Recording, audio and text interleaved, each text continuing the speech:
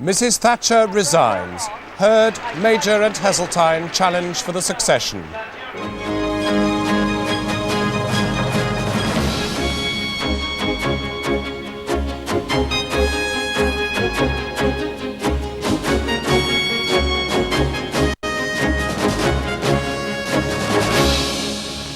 Good evening.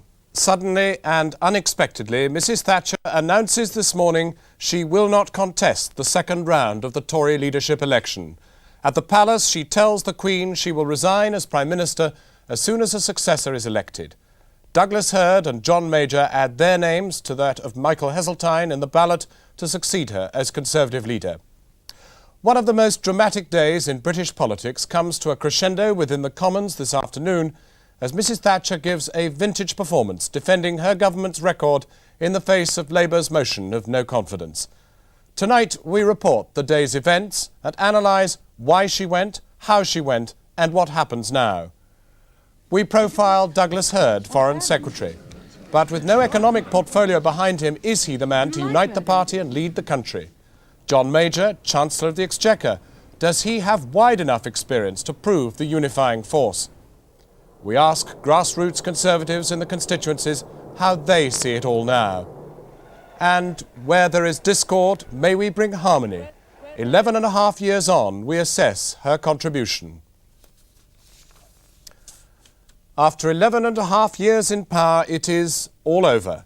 Mrs. Thatcher goes to Buckingham Palace to tell the Queen she will not stay on as Prime Minister. A simple Downing Street statement ended the era. I have concluded that the unity of the party and the prospect of victory in a general election would be better served if I stood down. Events this morning moved fast. Her resignation was first flashed on the press wires at 9:37. At 10:30, the party chairman, Kenneth Baker, said the decision was a typically brave and selfless decision. Then at 7 minutes past 11, the news broke that the Foreign Secretary Douglas Hurd was to stand for the leadership. Minutes later, the Chancellor, John Major, also entered the race.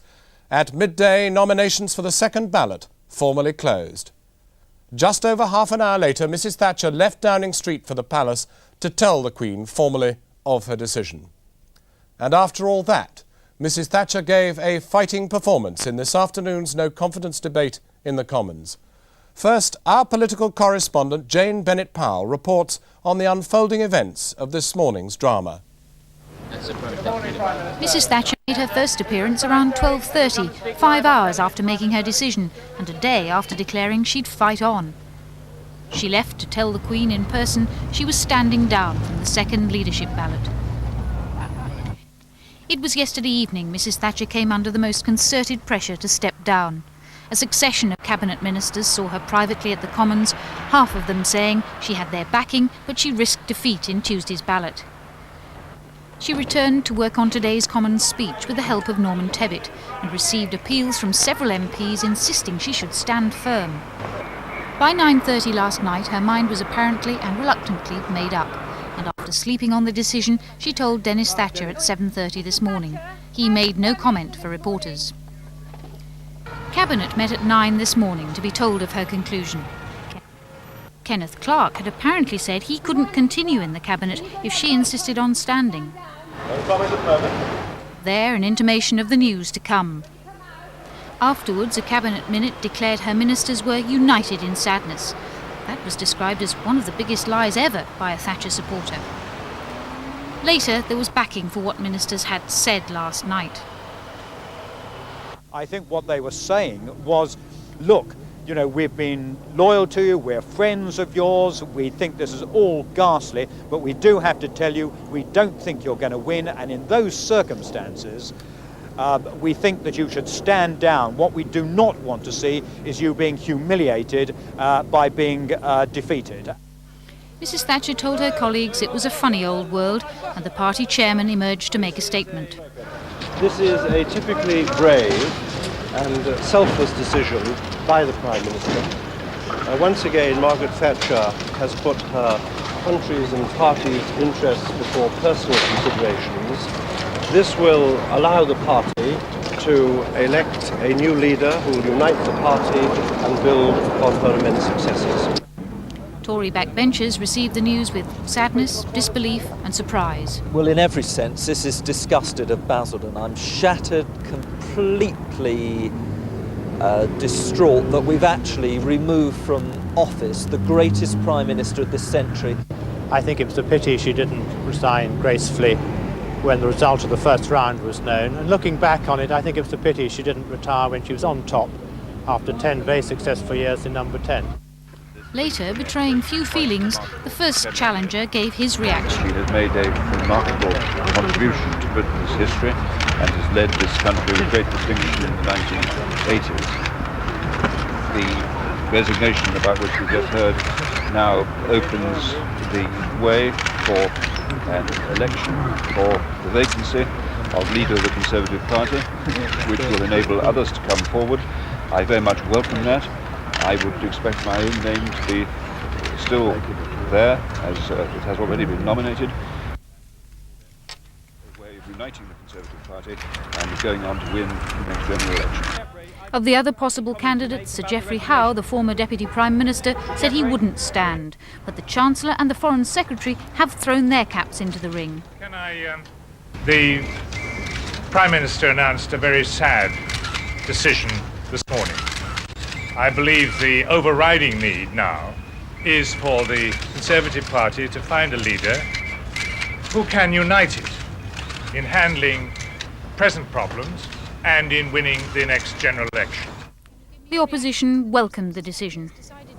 She was right to go, but the underlying political situation hasn't changed. The government's in terminal decline, and no successor can make it an effective government again. What this country now needs and ought to have is a quick general election. For Mr Heseltine, who'd consulted colleagues at Westminster this morning, the next round was in his sights. For Mrs Thatcher, back from her audience with the Queen, the closing chapters of her leadership were being prepared. Jane Bennett-Powell reporting. Mrs Thatcher spent the afternoon in the House of Commons giving a vigorous defence of her government's record against a motion of no confidence from the Labour Party. Neil Kinnock accused her of 11 years of misrule and said Tory divisions were now basic and unbridgeable. But despite the circumstances, Mrs Thatcher came out fighting in what many MPs consider to be vintage style, standing by the policy on Europe that had caused her downfall. Our political editor, Eleanor Goodman, was in the Commons for the Prime Minister's performance.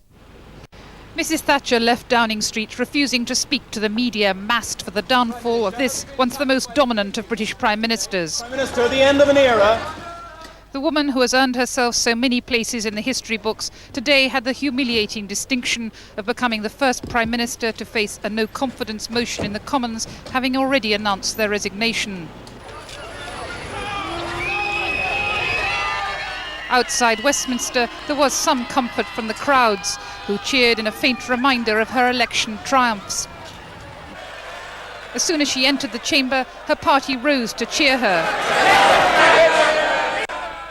Some of those waving ballot papers must have voted against her, but nearly all sympathised with her now. By cruel irony, the first Conservative with a question on the order paper was one of those who had publicly turned against her. But today he came not to bury the Prime Minister, but praise her. This is a time of sadness and happiness. Sadness for her from the great well of affection that exists throughout the House. Happiness in celebration of what has been, is, and will remain the greatest peacetime political reign of this century. Mr. Speaker, may I thank my honourable friend. The same person in a slightly different capacity will be available to serve Britain in whatsoever way it happens. Mrs Thatcher clearly wanted to get over the message that she didn't intend going into complete retirement and would continue to express her views. Even more galling for the Prime Minister, Neil Kinnock then offered his sympathies. May I pay tribute to the Prime Minister and to her decision this morning.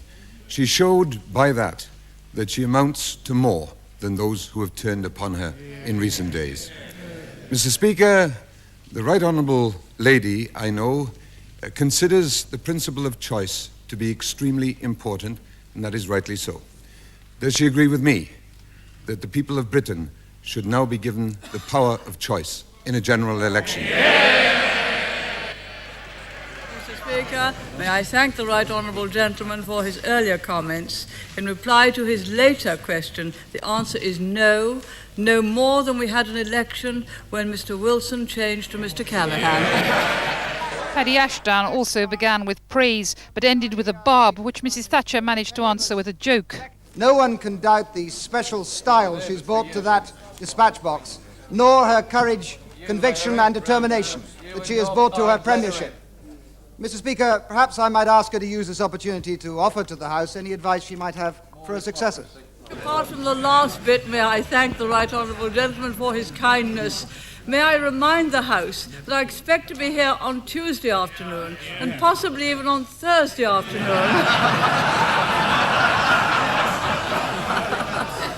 So I hope the House will be as kind then as it is today.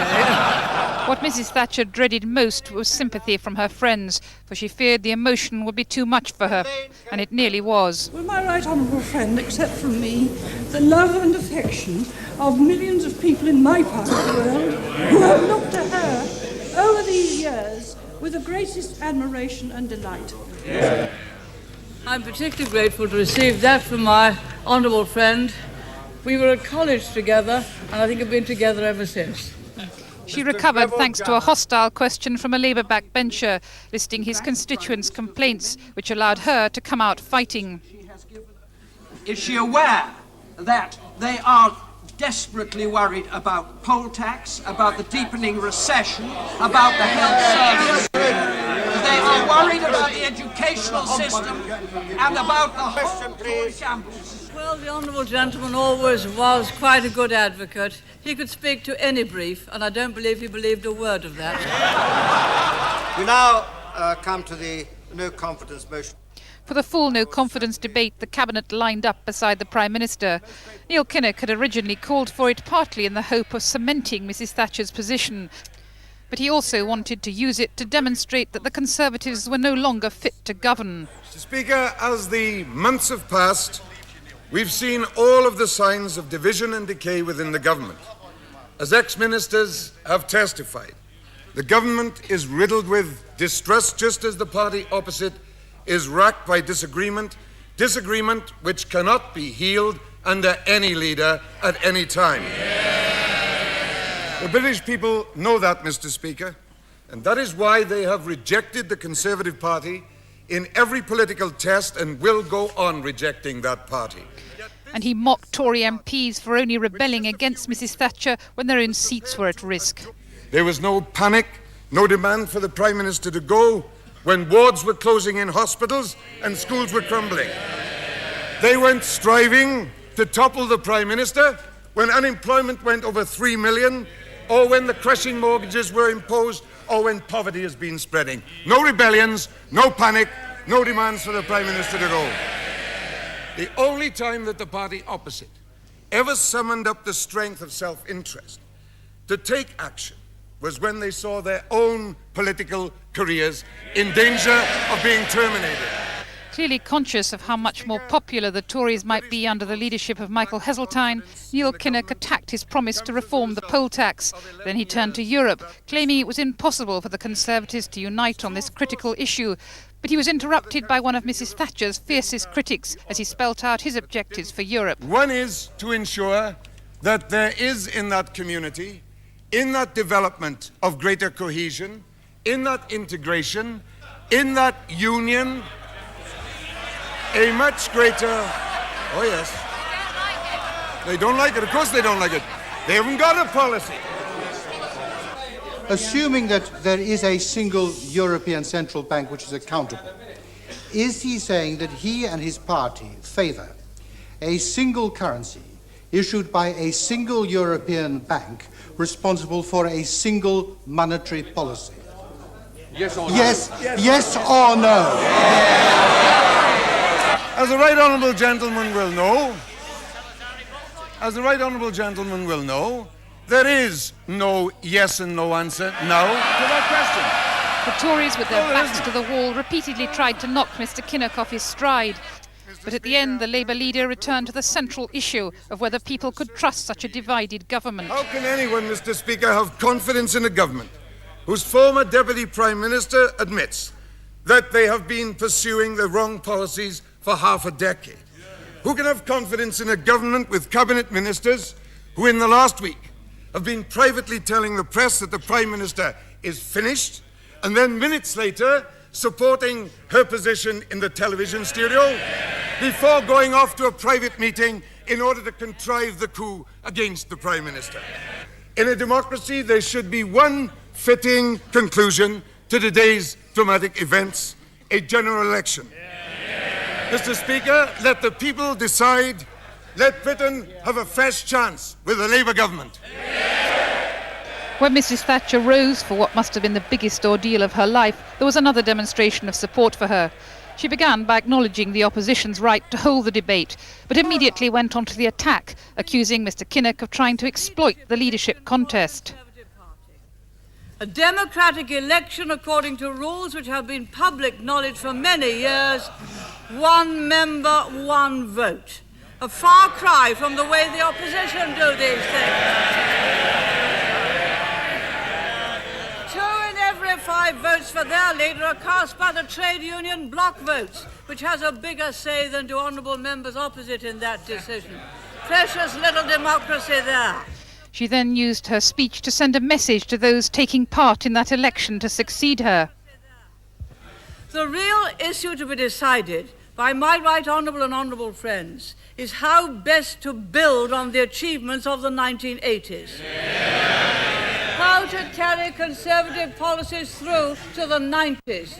How to add to 3 general election victories a 4th, which we shall surely win. Look at the opposition! But the strain showed as she repeated the arguments against Labour she has made so often. Labour oppose our new rents to mortgage initiative that will spread the benefits of ownership wider still. And we've done it by giving people choice in public services. Which school is right for their children? Which training course is best for the school leaver? Which doctor they choose to look after their health, and which hospital they want for their treatment.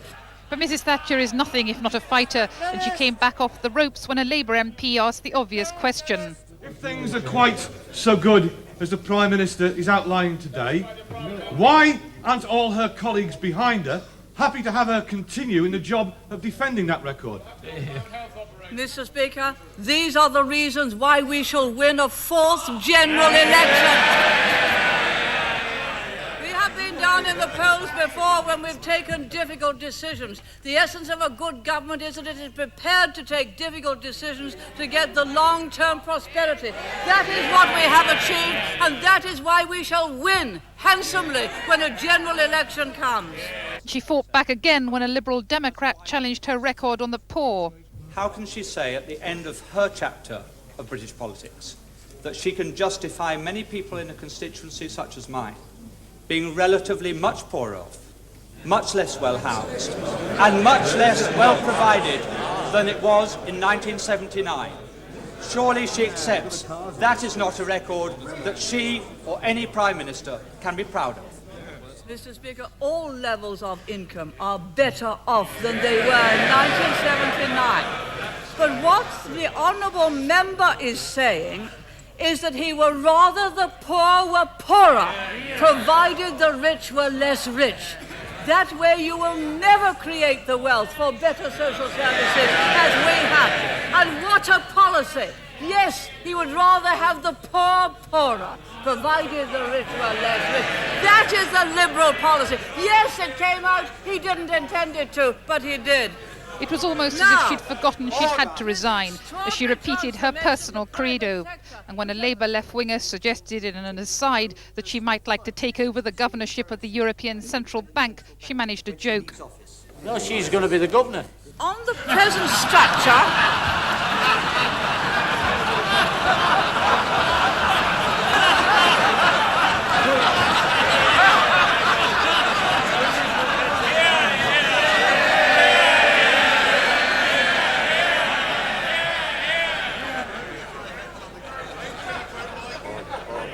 Order.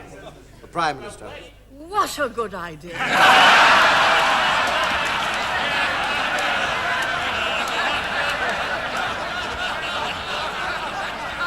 hadn't thought of it. But if I were, there'd be no European Central Bank accountable to no one, least of all to national parliaments. Because the point of that kind of European Central Bank is no democracy, taking powers away from every single parliament and being able to have a single currency and a monetary policy and an interest rate which takes all political power away from us. As my right honourable friend said in his first speech after the proposal of a single currency is about the politics of Europe. It is about a federal Europe by the back door. So I'll consider the honourable gentleman's proposal. Now, where were we? I'm enjoying this. But the laughter died away as she offered her final testimony. It is because we on this side have never flinched from difficult decisions that this House and this country can have confidence in this government today. Once again, the party which had forced her to resign rose to its feet. As one said afterwards, it had been like watching a lioness fighting to the end. Eleanor Goodman, ITN, Westminster. After the break in this specially extended Channel 4 news, and then there were three. Mr. Major is fond of the sport that's providing most of the current political metaphors, but is he a safe pair of hands? Mr. Hurd is a friend of his, and the two are close politically. So why are they standing against each other in the race for number 10?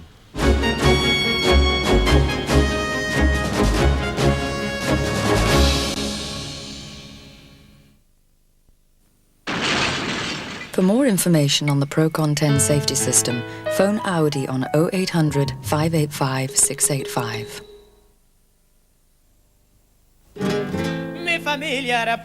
My family was poor, but Mama's tortilla chips were the most delicious in all Mexico. They brought her great wealth. She bought a jacuzzi, but disaster. The Ministry of Cruel but Fair Trading discovered she imported her tortilla chips from Medomsley Road, Consett, in County Durham. Now she lives in abject poverty with only a Pat Boone record for company. Aye, aye, aye. Oh, oh, oh. Pay attention, Phileas Fogg, authentic snacks made in Medomsley Road, Consett. You know, of course, that Santa Claus lives in Lapland. In Lapland, yes, exactly. Well, because Clever Daddy's won a contest, we're going to see him in Lapland. And we're going there on Concorde. This Christmas, there are 1,000 Concorde seats to be won to Lapland. Just fly British Airways Intercontinental, returning by December the 13th. I don't believe in Concorde. It's absolutely true. You, your family and friends could be travelling to Lapland on Concorde.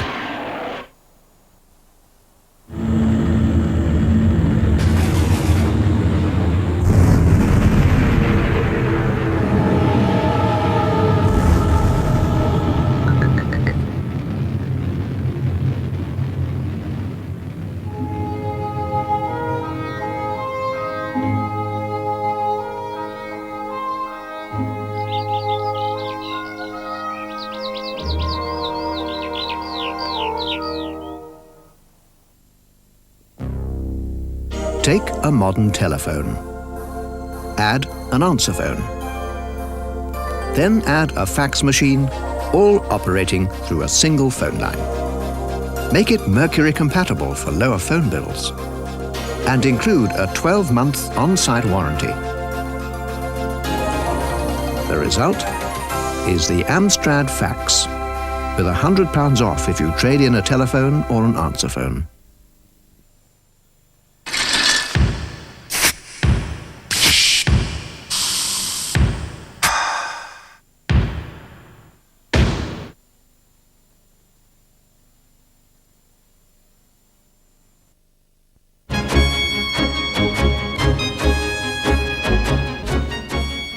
Welcome back to this special extended edition of Channel 4 News following Mrs. Thatcher's announcement that she is to resign as Prime Minister as soon as a new leader of the Conservative Party is elected. The contest to succeed her as Prime Minister and leader of the party is now between Douglas Hurd, John Major and Michael Heseltine. Voting in the second ballot takes place on Tuesday, and to win outright, a candidate needs a simple majority of Conservative MPs. That's 187 votes. If all three fall short and stay in the race, there'll be a third round of voting 2 days later on Thursday. MPs will then cast a single transferable vote. If no one gains an absolute majority, the lowest placed drops out, his votes will be redistributed, and a winner will emerge by simple majority. In terms of policy, little now appears to divide the three contenders for the Conservative Party leadership. Mr Hurd, Mr Major and Mr Heseltine are all in favour of closer ties with Europe, though some on the right say Mr Major might have become too pro-European for them. On economic policy, there are differences. Mr Hurd is thought to be relatively inexperienced. Mr Major is already admired for his caution over interest rates and inflation. Mr Heseltine may have trouble with the right because he's in favour of some government intervention in the free market. On poll tax, Mr Hurd and Mr Major have so far supported the government line. Mr Heseltine wants a complete revision. On home and social issues, Mr Hurd is seen to have been a tough Home Secretary, and that may appeal to the right.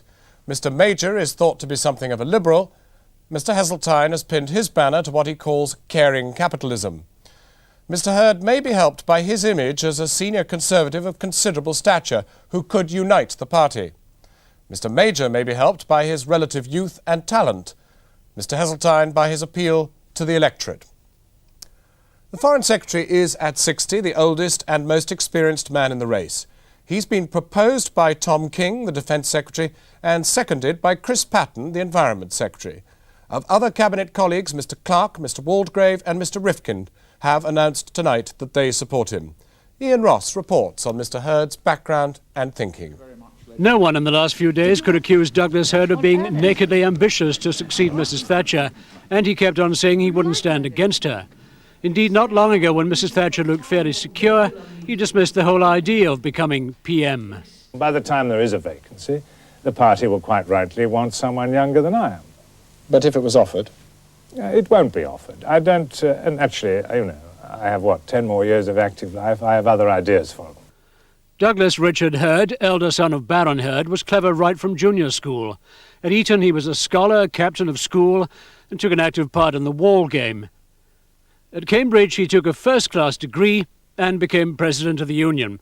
He was ably qualified for his first choice of career as a diplomat. But by 1968, he had left diplomacy for politics, becoming political secretary to Edward Heath. He entered Parliament in the same year, 1974, as Heath lost the general election.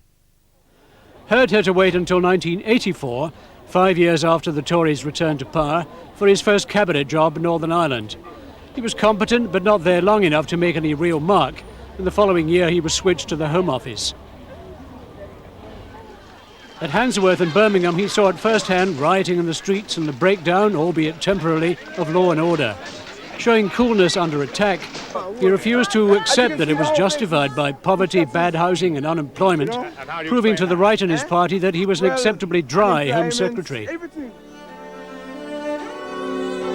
September this year, Foreign Secretary Hurd, his wife and the Genshers at Glyndebourne. British and German Foreign Secretaries in perfect harmony, and Hurd himself clearly in tune with the job in which he's always looked very comfortable. Hurd didn't expect the Foreign Office. It fell to him as a result of Nigel Lawson's resignation. But in the year he's been there, he's reckoned to have handled himself well over German unification and the new order in Europe, and to have shown diplomatic skill combined with firmness on the crisis in the Gulf. Long before today, he was being talked of as the compromise candidate who might bring harmony where there was discord. Hurd's politics are probably best described as one-nation Tory rather than free-market ideologue. In his book on the Heath years, he defended government intervention in time of economic crisis, saying it is most unlikely to use the argument that it can do nothing because its ideology says nothing can be done. On social policy, he's prepared to be tough. As Home Secretary, he pushed through the Official Secrets Act and the forced repatriation of the Vietnamese boat people. On the more controversial aspects of economic policy, interest rates, poll tax, he's stuck to the cabinet brief, but the right suspect that he's a trifle unsound. Morning, Jeff. Morning. But it's on Europe that Hurd's influence on government policy would be most apparent. In the way they see Britain's closer integration into the European community, he and Sir Geoffrey Howe were at one. Hurd didn't think Howe should have resigned over European policy, and he's used the same kind of language as the former Foreign Secretary. No one is seriously expecting Britain to submerge our Parliament, our other basic institutions, into a federal state on either the American or the German model. It's not some dread conspiracy against us, it's just an argument. The old town of Witney in Oxfordshire, where the blankets are made, is Douglas Hurd's constituency. Hurd, the constituency MP, is no barnstorming politician. Even his best friends wouldn't claim that the 60-year-old ex-diplomat has the charisma of Heseltine or the bustle of Mrs. Thatcher. He appears a little cool, but good under pressure. From my knowledge of him, having worked very closely with him in a number of crises, he is one of those people who, the more pressure you put on him, the better he is. And he will also unite the party, which is a crucial factor at the moment. Wouldn't John Major? I think John is an admirable candidate too. The whole purpose of the Prime Minister's courage in standing down was to allow the two best candidates out of the Cabinet now to stand. And they're close friends, and it's very difficult for the rest of us to choose between them.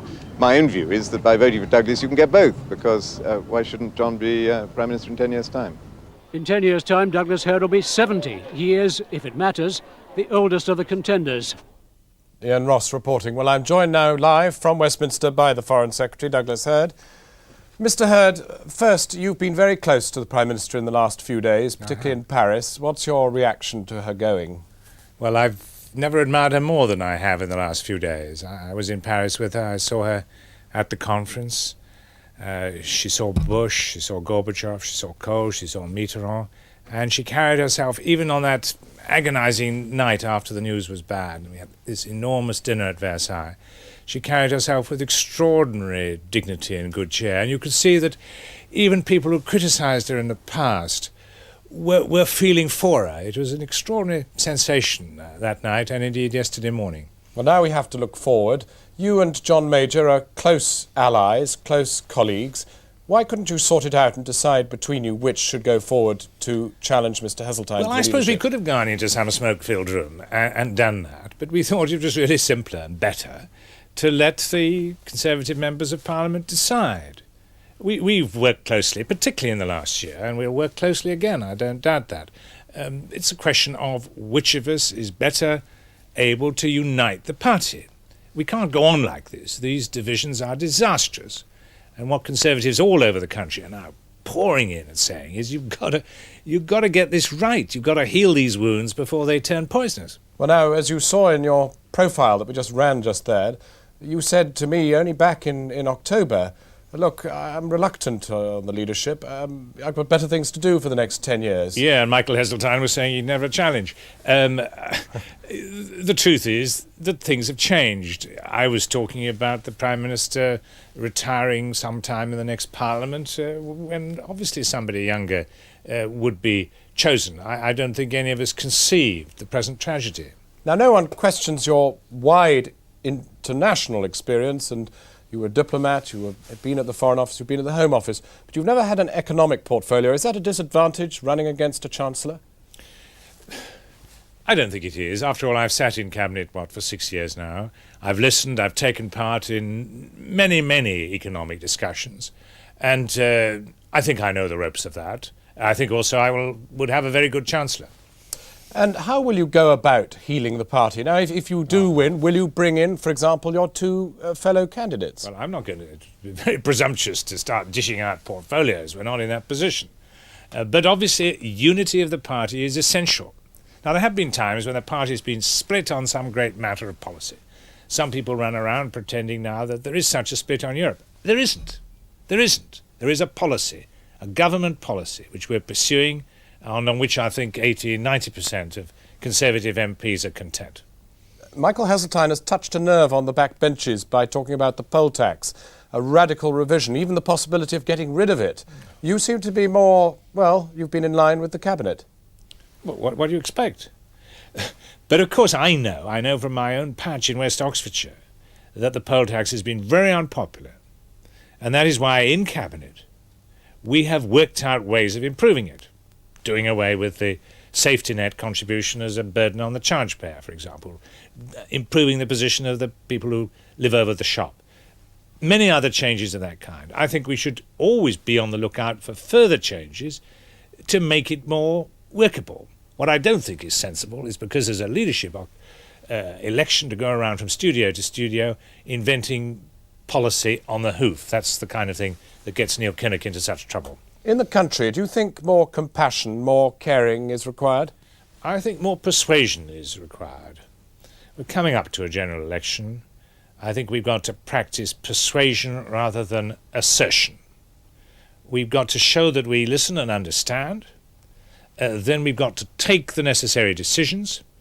And then we've got to persuade people, quietly, firmly, that what we've decided is right. Douglas Hurd, Foreign Secretary, thank you very much indeed for joining us.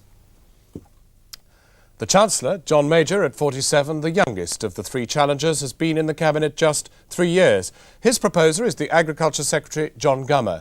His seconder, the Chief Secretary to the Treasury, Norman Lamont. Of other Cabinet colleagues, Mr Lilly and Mr Howard have announced tonight they support him. Ian Williams examines Mr Major's credentials for a move from number 11 to number 10 Downing Street. Meteoric is the term most often used to describe the rise of John Major.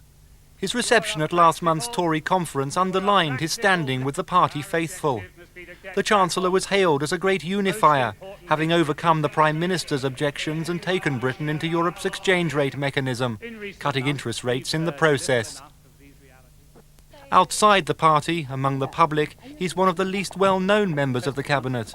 His sheer ordinariness has won him the labels of the grey man of politics and Mr Nice Guy, not the stuff many feel of which leaders are made.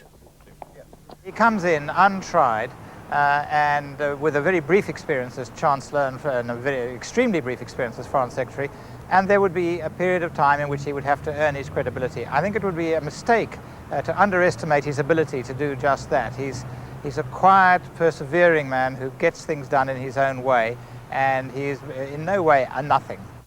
Mr Major was first elected to Parliament in 1979 and never looked back. He was appointed to the Whip's office in 1983 and 2 years later became a junior Social Security Minister. He came to the attention of Mrs Thatcher during the 1987 election campaign. After the election, he joined Nigel Lawson at the Treasury, where, as Chief Secretary, his tough control of the purse strings first endeared him to the Tory right. He was appointed Foreign Secretary when Sir Geoffrey Howe was relieved of the post in July 1989, but just 3 months later was catapulted to the Treasury after the resignation of his erstwhile colleague, Mr Lawson. The leadership battle has been thick with cricketing metaphors. But Mr Major is a devotee of the real thing, as he demonstrated at this photo call before the budget. Open though he appears with the press, he has kept his guard when it comes to political labels. And while the right has adopted him as an economic dry, he's liberal on social issues, a product perhaps of his own modest upbringing, leaving school at 16 the son of an unemployed trapeze artist. That with a personal manner that draws different reactions. He lacks the personal vanity, which almost all politicians have to drive them forward. He would be the most modest leader, most modest Prime Minister, since Attlee.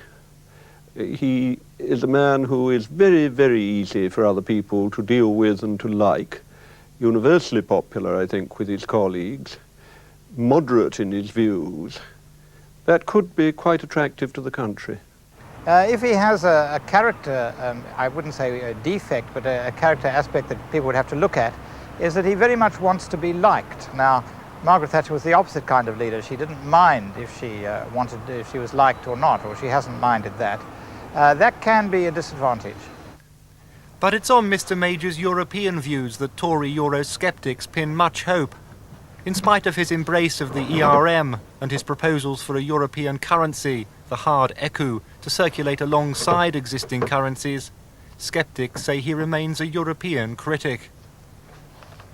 At the Tory conference, he made clear his suspicion of rapid moves towards integration. Joining the exchange rate mechanism does not mean that we are on a road leading inexorably to a single currency.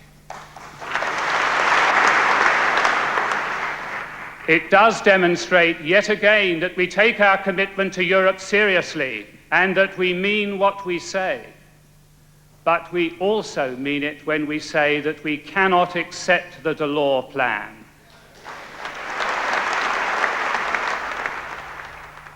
But Lord Rees-Mogg thinks the Eurosceptics are reading too much into that. No, I think he's pragmatic in his approach to Europe, cautious, sensible, but willing to accept the logic of the European situation, and that means that the anti-Europeans would find him probably a disappointment. From his position in one of the great offices of state, Mr. Major knows that at 47 he appeals to those wanting the leadership to jump a generation. But his colleagues will be wondering if being solid, competent and likeable is enough to win power in the party, and after that in the country. Ian Williams. I spoke to the Chancellor from Westminster a short time ago, and I asked him first why both he and Mr. Hurd were now standing. Well, I'm sure we could have done that, but don't you think that is a decision for the parliamentary party to take? All Douglas and I have done is said to the parliamentary party that it is for them to make the choice as to whom they would like as their next leader. I think that is a perfectly proper thing to do, and I have no doubt we will have a very amicable series of discussions and decisions over the next few days. If there is a choice, then where do you differ from Douglas Hurd? Well, I'm not going to pick a whole series of areas where I differ either with Douglas Hurd or with Michael Heseltine. I'm perfectly content to tell you what I stand for and what I believe in, but I'm certainly not going to contribute to points of disagreement. One of the things that people have said is that whilst you have some proven experience, obviously, in economic matters, and a very small period as Foreign Secretary, your wider experience is limited. Well, I'm sure people may say that. That is one of the matters they will have to weigh in the judgment when they make up their minds. But of course they will equally have to weigh that in their minds when they decide at the next general election, when, were I to be Conservative Party leader, I would be opposing Mr. Kinnock, who has no experience whatsoever, either at home or abroad, in any elected office. Well, now, let's look at what you stand for. There are some on the right of the party who think that you could be their standard bearer, yet some of your team are rather on the left of the party. Where are you? Well, I think that is the point about the situation in which we find ourselves. I very much want to see the Conservative Party win the next general election and become demonstrably a unified party with a unified series of policies. You are precisely right. Those people who have indicated their support to me come from all strands of the party, all backgrounds in the party, both experienced and inexperienced, and those who fall in the middle. It is a very wide strand indeed, and we hope it will appeal. Has it all come a bit earlier than you'd have wished? Well, these things never come precisely when you expect them, but there you are. You must take events as they are and deal with them. Now, Mr. Heseltine was very quick to produce, in essence, a manifesto, the core of which was a thorough review of the poll tax. Where are you on the poll tax? I will be dealing with all these things over the period of the next few days, but I will deal with them in my own time and my own way so that people are perfectly clear what my policies are. It has to be accepted events have moved remarkably fast. Could I perhaps go back to the moment before you decided to run? Were you one of those who advised the Prime Minister that perhaps it probably was best if she didn't enter the second round? I had in fact signed the Prime Minister's nomination form as the candidate for the second round. I think the Prime Minister has been a very remarkable Prime Minister. If the Prime Minister had decided she wished to go on, then she would have had my full support in doing so. Do you think that you would handle Europe in any different way from the way in which she has? Insofar as whether we can negotiate our way to a satisfactory conclusion with our European partners, yes. I don't have a shred of doubt that we will be able to negotiate an agreement with our European partners that is satisfactory to our colleagues in the House of Commons and the country, and that latter point is immensely important. Now, when we look at the other candidates in the field, particularly at Michael Heseltine, there are those who are saying he's a man with charisma, he's a man who's toiled virtually all his working life for this. There are those who say that the opinion polls do not describe you in similar terms, that perhaps you lack charisma and recognition. Well, that may be the case. I am not going to comment on what opinion polls say. They are sometimes accurate, they are sometimes inaccurate, and sometimes their judgments evolve over a period of time, perhaps sometimes rather a short period of time. But the decision that has to be made by 372 of my parliamentary colleagues. They know Michael well, they know Douglas well, and they know me well, and I'm content to await their judgment next week. What, finally, Mr. Major, do you credit your meteoric rise to this position to? I don't think I'm the best person to make that judgment. I do believe that if one works hard and pursues what one wants, then sometimes one is successful. That has been a credo I have tended to follow. And your mood tonight in terms of the realistic chances of winning? Oh, I think there's a very realistic chance of winning. We have had a very considerable amount of support for a candidacy that was not preordained, not pre-announced, and that has only become known to my parliamentary colleagues over the period of the last few hours. So we are very encouraged indeed by the tremendous amount of support we've had from all strands of the party over the period of the last few hours. John Major. Well, I'm joined now from Westminster by the former Tory party chairman Norman Tebbit for what is your first public statement since Mrs Thatcher resigned. Now, before we come to who you may endorse further on, let me first take you back to your rather spirited contribution last night on this programme, Mr Tebbit, when you said, look, we've had a look at this and we think that the Prime Minister is the best person to go on and lead the party and win the election. She's gone. Why? I would think you would have to ask her that. I still believe, as I believed last night, that she would have been the best person to have gone on and to have won this election contest. I think what's more, after her performance in the House of Commons today, that there may be very, very many more people inside and outside the Palace of Westminster who would agree with me. Now, some people were saying, watch out on the outside rails, we could find Norman Tebbit standing in this round. You're not. Who are you going to back? Well, I didn't want to be a spoiler, and I concluded that it would be very foolish of me to think that I could carry a greater measure of support than the Prime Minister. And if the conclusion had been reached that she wasn't going to make it, hell, I wasn't going to either, because I'm very much like her, would appeal to the same sort of constituency. So I sat down and decided, although a lot of people had asked me to stand and I'd got over 80 pledged votes, that I ought to think about the best interest of the party and the country above all. And it seemed to me that what we needed was a candidate who could best unite the party, who could best draw support from the left and the right, and someone also who could speak in the accents and the style which would have electoral appeal to the ordinary voter, the ordinary man and woman in the street. And I cast around and talked to my colleagues in the House of Commons, and that's what I've been doing all day. And my conclusion is that the best candidate, by far, is John Major. You're not concerned then by the liberal label that has been attached to his domestic political attitudes, I mean attitudes towards social welfare and the rest? No, I'm not.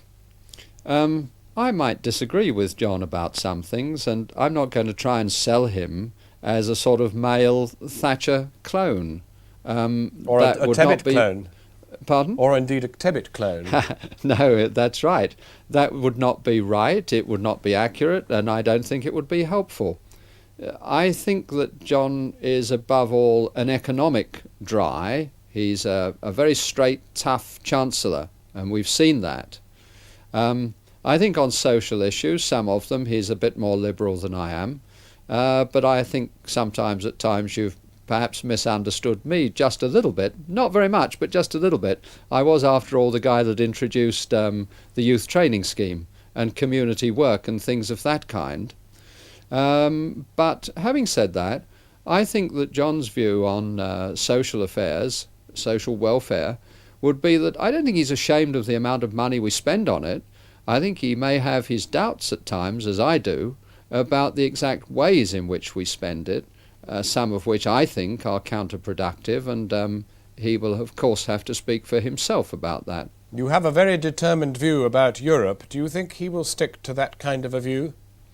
I am a pro-European, and that's why I get very cross with people who tried to create some sort of argument which suggested that people like me are anti-European. We're not. We believe very strongly in increasing collaboration and a much more closely knit Europe, but still a Europe of nation states.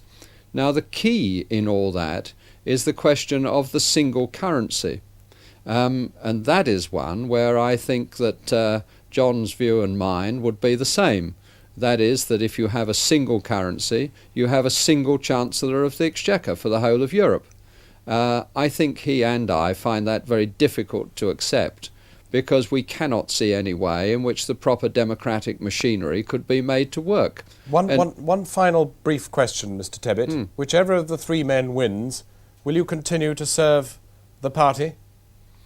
I hope I will always serve the party. I think that it will be very much easier for the party to heal its wounds if the successful candidate in this election, the next Conservative Prime Minister, is not the man who really precipitated this, what I think was a dreadful mistake of dumping the Prime Minister. Norman Tebbit, thank you very much indeed for joining us. After the break, who the Tory voters are backing in the three-horse race. Down in Bexley Heath, they wanted to sack their MP for supporting Mr Heseltine. Today, some of them were in tears. Plus, as the constituencies make up their own minds, we talked to three backbench MPs about the way they'll vote now Mrs Thatcher has gone.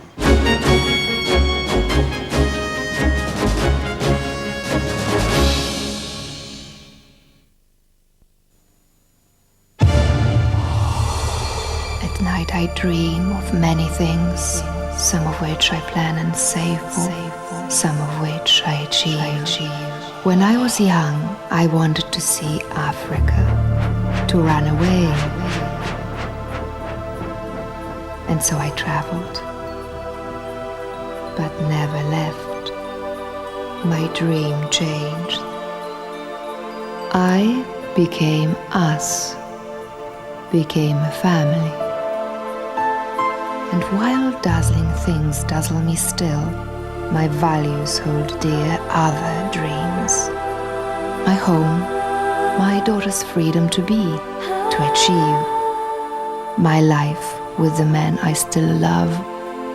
Simple dreams I dream.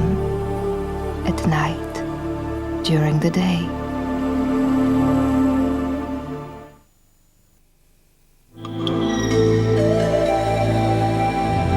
Would you voyage into the horizon, seeking new ways to shape tomorrow?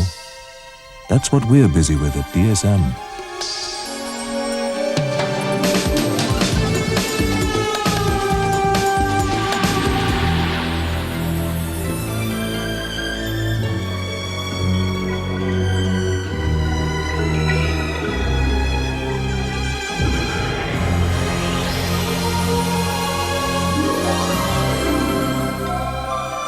DSM. We put fantasy to work.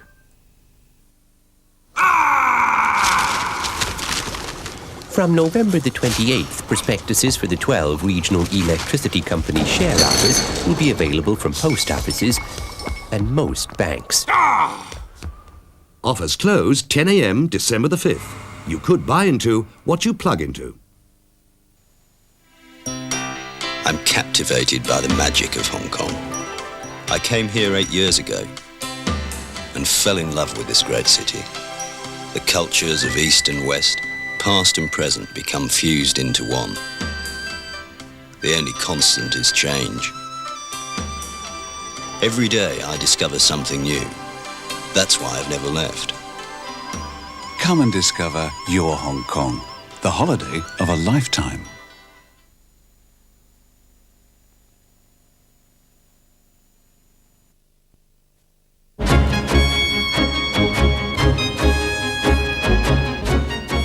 Welcome back to this specially extended edition of Channel 4 News following Mrs Thatcher's decision to resign as Tory party leader and Prime Minister.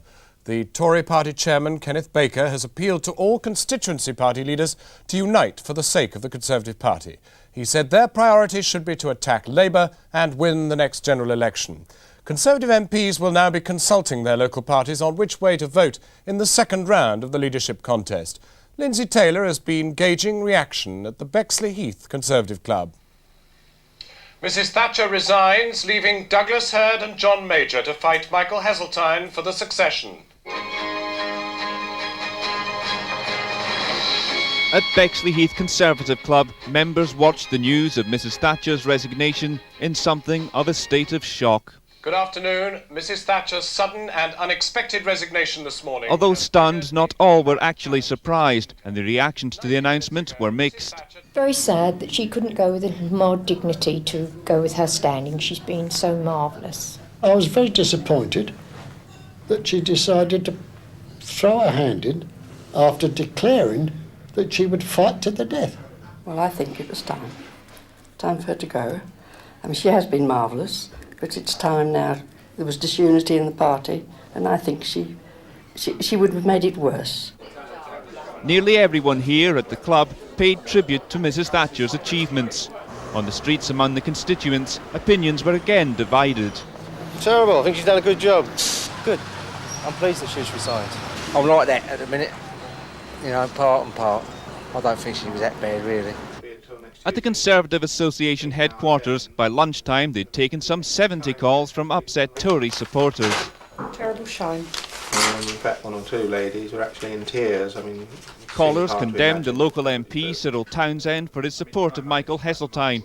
Already there'd been speculation about his future as candidate at the next election, so would there be recriminations now?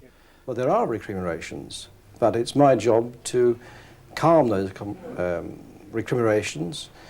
And those people who are writing in saying they're going to resign, I ask them to reflect again, because the party here needs their support. And Mr. Townsend is not changing his mind. He said yes, he's going to continue to vote for Michael Heseltine. Although at that time, to be fair, only Douglas Hurd had been nominated and not John Major, but I don't think that would change his mind. Mrs. Thatcher's portrait will not lose its pride of position here, taking her place in history with Winston Churchill. Now, though, thoughts are inevitably turning to the next Tory leader. Well, I started out thinking about Mr. Heseltine, but now there's other people in it. I'd like to see Mr. Major get it. John Major, providing he's got parliamentary experience behind him. Otherwise, I think that it must be Mr. Hurd. I'd like to see Mr. Hurd. Michael Heseltine. I think Heseltine. As long as it's not Mr. Heseltine. Anybody that can beat the Labour Party. In the next few days, here as everywhere, the speculation will be rife about just who will be the next leader of the Conservative Party. But tonight, many here, of all political persuasions, find it hard to take in that soon the words Mrs. Thatcher will no longer mean Prime Minister. Lindsay Taylor, ITN, Bexley Heath. The picture from the grassroots. Well, now let's go down to Downing Street, where the Prime Minister is due to leave for a further engagement tonight. Her car is at the door. Should she depart, and indeed should she come over to our cameras and say anything in the course of the programme, we will of course return there. But we're joined now from Westminster by three Conservative MPs: Timothy Raisin, who abstained in the first vote on the leadership election; Emma Nicholson, who voted for Mr. Heseltine in the first ballot; and Alan Clark, who as a minister backed Mrs. Thatcher. Could I ask you first, Timothy Raisin, because you were with us last night on Channel 4 News. At that stage you were undecided, but clearly Mrs. Thatcher was still very much in the race. How has her departure affected the way you're thinking? Well, I wasn't undecided last night. I was committed all through to Douglas Hurd if he would stand. Of course, I didn't know last night that he was going to stand, but I abstained because I wanted Douglas Hurd. What's happened, of course, is traumatic, but I believe in Douglas Hurd. We've got somebody who's got the enormous width of experience and wisdom to take us through these problems in Europe, the Gulf, and so on, and somebody who's got the capacity to unite the party. I'm sure that everybody, if he is chosen, will work for him very hard, and he will be much the least divisive figure. The mood will be against divisiveness anyway. The party wants to unite, but I think Douglas Hurd encapsulates that best. Emma Nicholson, you made one of the most public commitments in the course of the campaign to Michael Heseltine. You going to stick with him? I believe that Michael Heseltine will make a very good future Prime Minister. I shall, however, be looking very carefully indeed at the manifestos of the other two candidates. It's a fascinating new game. We've got three first-class candidates coming forward for the leadership of the Conservative Party. Mind you, there are many more in the wings. But I must look very carefully indeed at what John Major and Douglas Hurd have to offer. But they will have to go far to match up to the already marvellous manifesto put forward by Michael Heseltine, which was the reason that I backed him. You've had a bumpy time from some of your constituency officials. You're going to be seeing them this weekend, I imagine. Are they going to affect your judgment? My constituents or rather my constituency association, reflected quite accurately the division within the Conservative Party in Parliament. My president, for example, backs Michael Heseltine. My chairman backed Mrs Thatcher. And so it was right the way down to the bottom, which was just the same. Out in the street, they congratulated me for speaking my mind. Could I label you as undecided? I'm never undecided, but I do take a very cautious look at what's on offer. Alan Clark, you as a minister, one presumes, and I imagine we're certain, you voted for Mrs Thatcher, is that right? Yeah, I did, but it's nothing to do with being a minister. I voted for her because I think she's been the best peacetime Prime Minister this century. Now, how does her withdrawal affect you now? Oh, I'm shattered by it. I mean, we've someone who has won 3 elections running from an electorate of 30 million has been turned out by 150 people, most of whose names we don't know, because unlike Emma Nicholson, they didn't have the courage to say what they were doing. That would signal, therefore, you're not immediately enamoured of Mr Heseltine. What about the other two? I think they are both excellent candidates. I entirely agree with what Tim Raisin said, that the need now is to unify the party. And I'm going to my constituency tomorrow, as most MPs will be doing, and I shall be talking to my constituents and trying to find out from them what their preference is. I want to put this question to both you and Timothy Raisin. Let me ask you, would you have preferred Douglas Hurd and John Major, Alan Clark, to sort out a deal before running and put up one? No, I would not, because I think one of the problems about this whole process has been this business of a deal and things being done in backstairs and smoke-filled rooms and so on. I think it's quite right that they should both put their names forward, and then the party can see how support for them divides.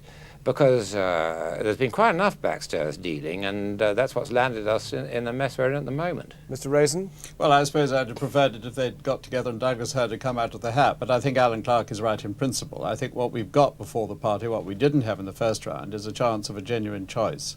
And I think on that we can actually build a great deal of support for whoever gets elected. Emma Nicholson, it does seem to me, emerging from that room, is at least the sense that whatever happens, we have a problem with the way Mr Heseltine is perceived by part of the party as somebody who brought some of this trouble about. I don't regard elections as trouble. I regard them as breaking new ground and moving ahead. After all, we announce elections from Parliament and we give elections out for other people. We've now, if you like it, got a taste of our own medicine. And we are, if you like it, in the Conservative Party, in Parliament, the most sophisticated electorate in the world. The next few days are going to be fascinating, but I don't regard elections as trouble. They are a chance to do better in the future and to win the next general election. Alan Clark, you don't sound very forgiving in the We may be dimension. sophisticated, that's a matter of judgment. But what I don't like about it is this covert business. I mean, people should identify themselves. If they have the courage of their convictions, they should say what they're doing. Oh, but you'd never bring about a change that way, would you? I mean, you've all got ministerial portfolios to think about. I mean, imagine if, in fact, you hadn't liked Mrs Thatcher very much, but liked the portfolio. You wouldn't willingly go and put your head above the parapet, would you? Oh, I think that underestimates the quality of members of the Conservative Party. I think they really do follow their consciences and their principles to a far higher degree than people realise. And their prime duty now is to unify the party. And I don't mind if that is done under Mr Major or Mr Hurd, but I want these wounds healed and I want it done soon. Timothy Raisin, briefly, is it possible? Well, I think it would be difficult for every minister to come out in the open unless they wanted to, but I think everybody else in the party should probably say quite openly who he or she is voting for, yes. Timothy Raisin, Emma Nicholson and Alan Clark, thank you very much indeed for talking to us. After the break, tonight's other main news. Britain sends 14,000 more troops to the Gulf.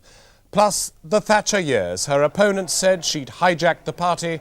Her supporters said she'd transformed the country. Whatever the truth, will her legacy last?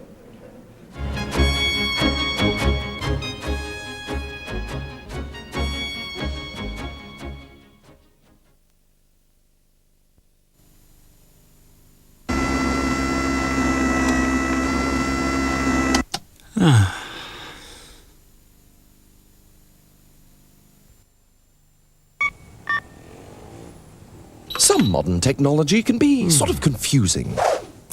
Right, this is a Wobberwith. Everyone on the floor.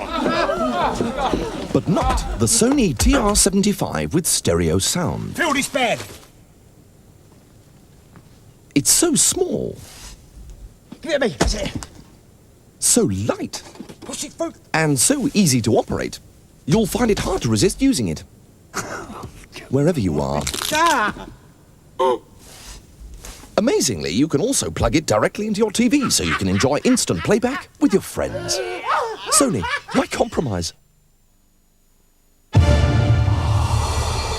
night I dream of many things, some of which I plan and save for, some of which I achieve.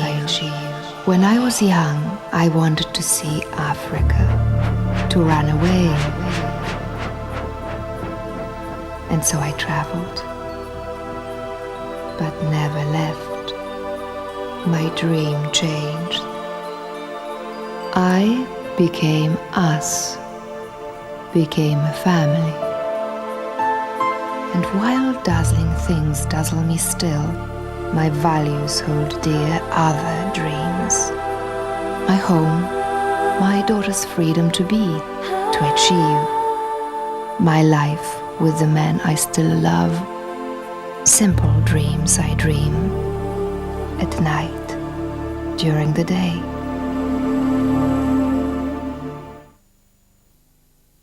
Here we are, the jolly old meadow glass, Jeeves, and there's a spiffing spot. I would not advocate it, sir. Jeeves, don't talk such rot. Onwards! Very well, sir. Ah, the tang of the salt breezes, Jeeves. Yes, sir. The gentle heaving of the waves. Exactly, sir. Yo-ho-ho, Jeeves. In fact, I'll go further. Yo-ho-ho, and a bottle of craft, sir. Oh, Jeeves. Nothing like a splash of light, chilled Croft Original dancing over the old taste buds. I feel absolutely in the pink, Jeeves. I fear you're not alone, sir. I say, Jeeves. Craft Original. One instinctively knows when something is right.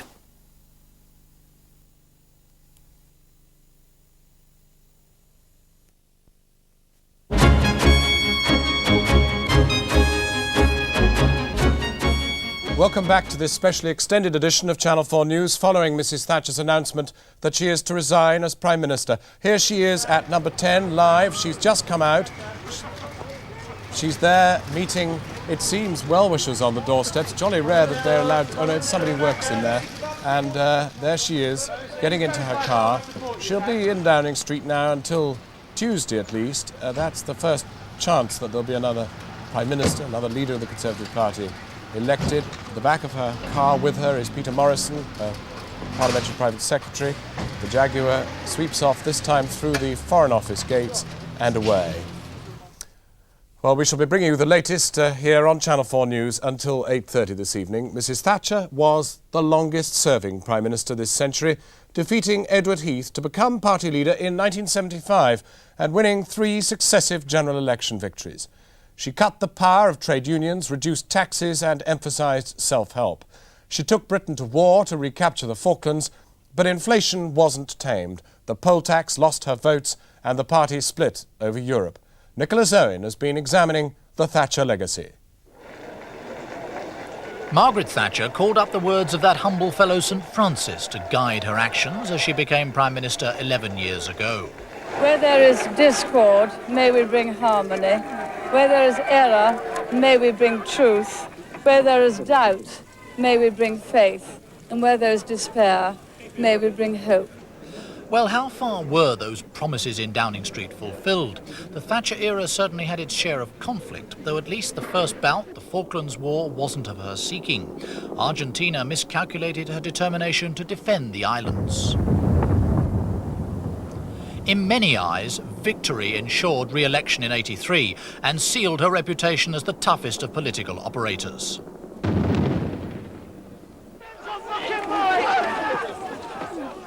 That resolution showed itself clearly in the defeat of the striking mine workers, playing its part in her second general election success. By 1990, rioters in London were the most visible sign of protest against the poll tax.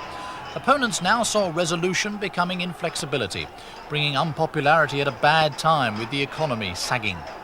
Almost no one loved Thatcher's community charge. An easy target, therefore, for Mr Heseltine to shoot at when he promised a new look at the poll tax, the introduction of which may turn out to have been Mrs Thatcher's single most serious error.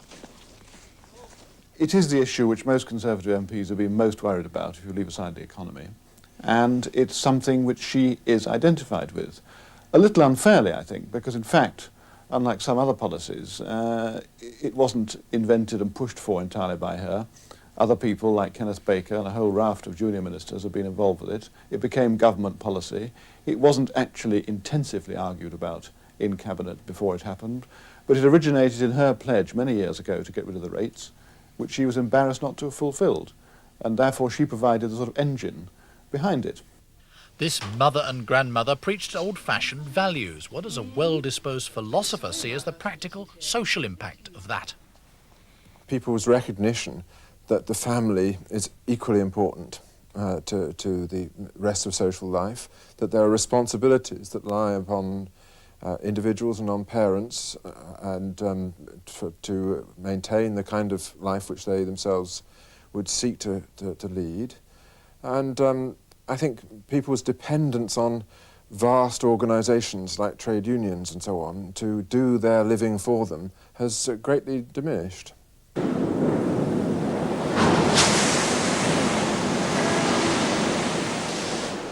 The radical overhaul of the economy, attacking inefficiency, the trade unions, striving for low inflation, sometimes successfully, sometimes not, was the cornerstone of Thatcherism. Her critics think it wasn't only old-fashioned industry which seemed to get crushed along the way. Internationally, Mrs. Thatcher proved a doughty supporter and defender of traditional Western values. She spotted in Mr. Gorbachev a very different stamp of Soviet leader. His reform process provoked fundamental change in Eastern Europe. There, much of the credit went to the Iron Lady, widely admired in a way she might wish to have been nearer home. The Iron Lady found Western Europeans harder to get along with. Her hostility to issues like a common currency provoking the final crisis, with former allies talking publicly, not just of her misjudgments, but of failure to consult her cabinet. The one outstanding physical memorial of the Thatcher years will be the Channel Tunnel, binding Britain literally to her continental neighbours. An odd legacy, perhaps, for a conviction politician so distrustful of closer integration with the rest of Europe. Still, in that, as in many other things, Margaret Thatcher did tend to give voice to what many of her people thought. Events, however, have an awkward habit of overtaking, derailing the most dedicated radicals, even one who surely did achieve so much she'd set her heart on. Nick Owen. World leaders have been generous in their tribute to Mrs. Thatcher, among them her friend and free market ally, the former US President Ronald Reagan, who said, through her bold and visionary policies, Margaret Thatcher restored Great Britain to prosperity and improved the quality of life for all her people. His successor, George Bush, had this to say in Saudi Arabia. On a personal basis, I'll miss her because I value her counsel. I value her long experience, the wisdom that comes from her long experience, and she has been an outstanding Prime Minister for the United Kingdom and an outstanding friend of the United States. She is going to be remembered as one of the first leaders who understood President Gorbachev and said that she can trust him, so it gave him just ammunition to approach other world leaders, and now we can say that everybody trusts him. Sounds as though she's going to be missed. In a way, yes. I think an era of greatness has come to an end, but there are also new opportunities now for Great Britain to play a leadership role within the European integration process, and that is what I would expect from all of the candidates that are now running. Volker Ruhr, the president of the ruling party in Germany. The president of the European Commission, Jacques Delors, has spoken of his high esteem for Mrs. Thatcher. The former Belgian Prime Minister, Willy de Klerk, said he hoped her resignation would end divisions within the community. From Strasbourg, our diplomatic editor, Nick Gowing, assesses the European view of the Prime Minister's resignation. We just announced that to the Commission because they are in a meeting now. Within minutes of the resignation news reaching the Strasbourg press room, an EC official rushed through the warren of parliamentary corridors to pass the news to the European Commission, which so often had been the object of Mrs. Thatcher's scorn. The news shook those who had brushed so often with Mrs. Thatcher. But it electrified the parliamentary corridors. The message spread, Madame Thatcher has gone, and no one could quite believe it. Who's running against Hazelton? I don't know. In the chamber, the 32 British Conservatives had long been marginalised here, even finding it difficult to do business with their centre-right political colleagues from other nations. Now they saw the straitjacket imposed from London being removed. The views of the Prime Minister, stated so trenchantly, do have caused offence in the past. We all know that. So what difference will the resignation make to your work here? It will make an immense difference. Even last week in Dublin, when I was with the Christian Democrats, 400 of them, I could see the difference simply because we were having a contest. And so I've no doubt it'll make an immense difference. The question mark over our future in Europe and over our policies in Europe and over our attitudes in the intergovernmental conferences has been removed. The jocular tone in the corridors confirmed the delight of most Tory MEPs, but as their leader, Christopher Prout, prepared to express the group's mood, half a dozen Tories pointedly declined comment. One told me, I don't want to weep in public. I think that Mrs. Thatcher's resignation is going to lead to a very strong European initiative from the British government in the intergovernmental negotiations, and that delights us all. Jacques Delors, the European Commission president, kept a low profile and avoided the press. He had long had a frosty professional and personal relationship with Mrs. Thatcher. His proposals for economic and monetary union were at the heart of the row which eventually led to her resignation. In private today, he talked of his high esteem for Mrs. Thatcher. He also confessed to shock. Why were you shocked? Were you not expecting it? Such an emotion, because Mrs. Thatcher is an historical figure, you know. Do you have any regrets about the way it's happened?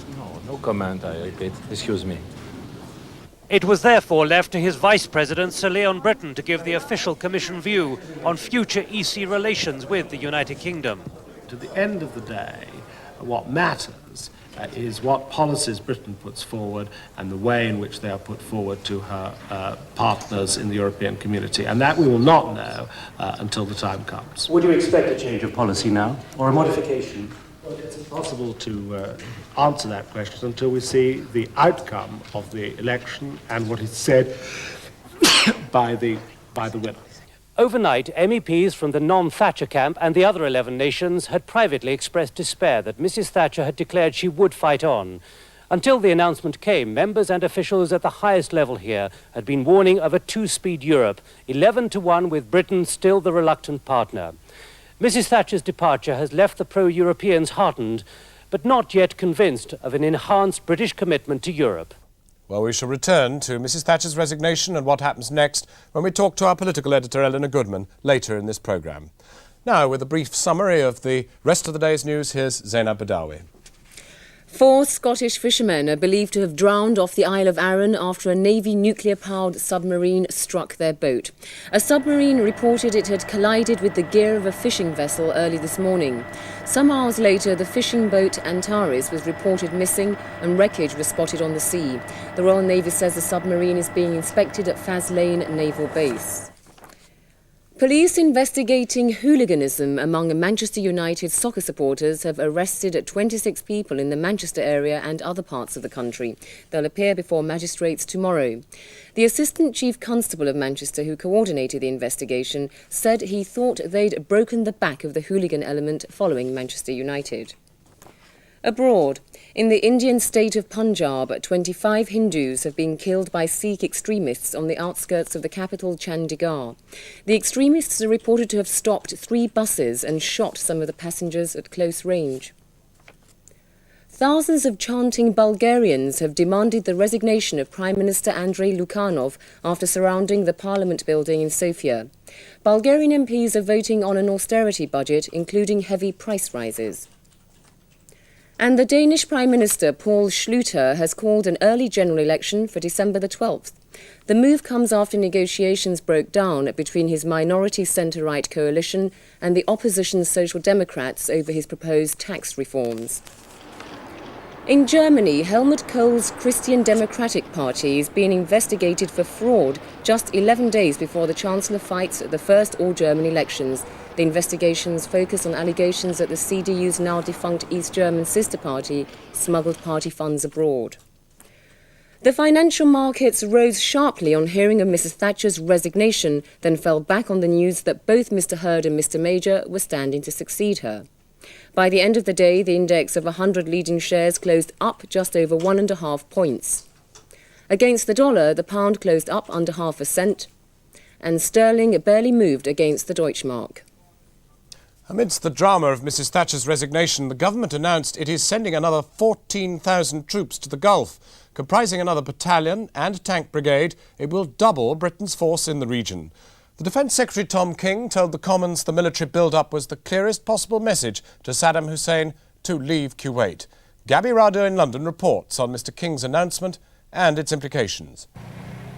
The Desert Rats, men of the 7th Armoured Brigade, visited by the Defence Secretary Tom King last week, will soon be joined by soldiers of their sister brigade, the 4th Armoured, who are currently serving in Germany.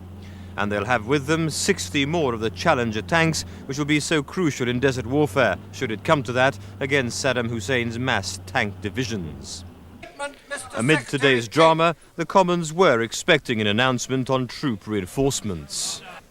Together with further major American deployments and the continued build-up of units from 30 other countries in the multinational force, the deployment I have announced today is the clearest possible message to Saddam Hussein that there is a credible military option and that he must now observe Resolution 660, end his aggression, release the hostages and leave Kuwait. It means really that the British forces are first of all going to be doubled in strength, and secondly they're going to be able to provide a full division which will be able to play a rather more independent role, be given its own operational task, and of course the troops in that division, all coming from the same army, will be that much more efficient because they've practiced and trained together for many years.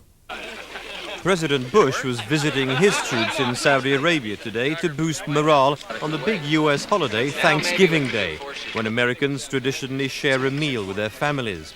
Mr. Bush himself recently announced he was boosting his 250,000 troops by an extra 100,000. And the increasing likelihood of military action in the Gulf was discussed by world leaders in Paris this week, as Mrs. Thatcher disclosed in her Commons speech this afternoon. But there was also a very widespread recognition among my colleagues in Paris that the time is fast approaching when the world community will have to take more decisive action to uphold international law and compel Saddam Hussein to leave Kuwait.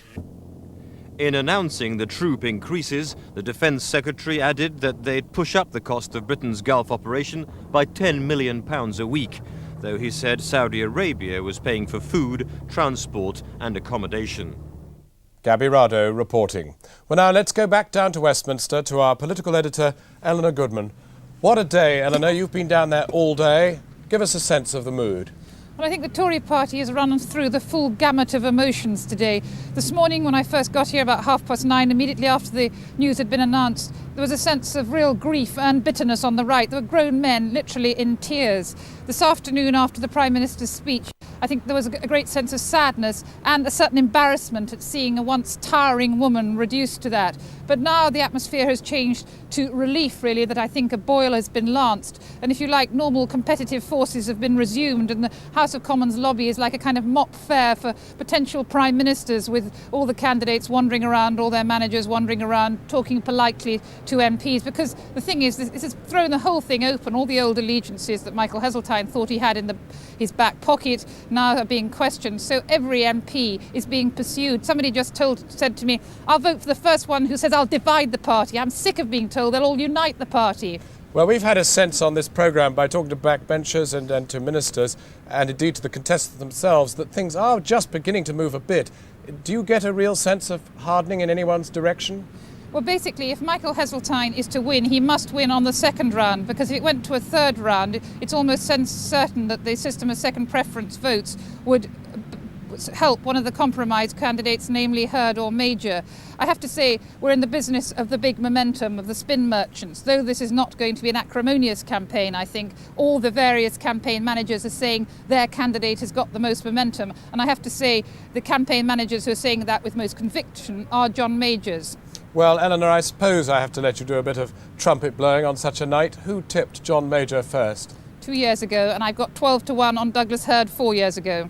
Oh, I've got 10-1 on him, but only last week. Never mind. Eleanor, thank you very much indeed for joining us from Westminster. Well, just to recap the remarkable developments today, Mrs Thatcher has announced she will not contest the next round of the Tory leadership election. She's been to see the Queen, and she has said that she will resign as Prime Minister as soon as another leader is elected. The Foreign Secretary Douglas Hurd and the Chancellor of the Exchequer John Major have both joined Michael Heseltine in a bid to succeed her. The next from ITN will be news at 10. That will be at 10 o'clock and will be a specially extended programme. Next from Channel 4 will be at 10:45, A Week in Politics. We shall, of course, be back tomorrow night with a special edition of Channel 4 News, special in the sense that it will bring you just about everything you need to know. But at the end of a day in which this channel has brought you something like 6.5 hours on this remarkable day, that's Channel 4 News. I suppose one has to end by saying a day is a long time in politics. Good evening.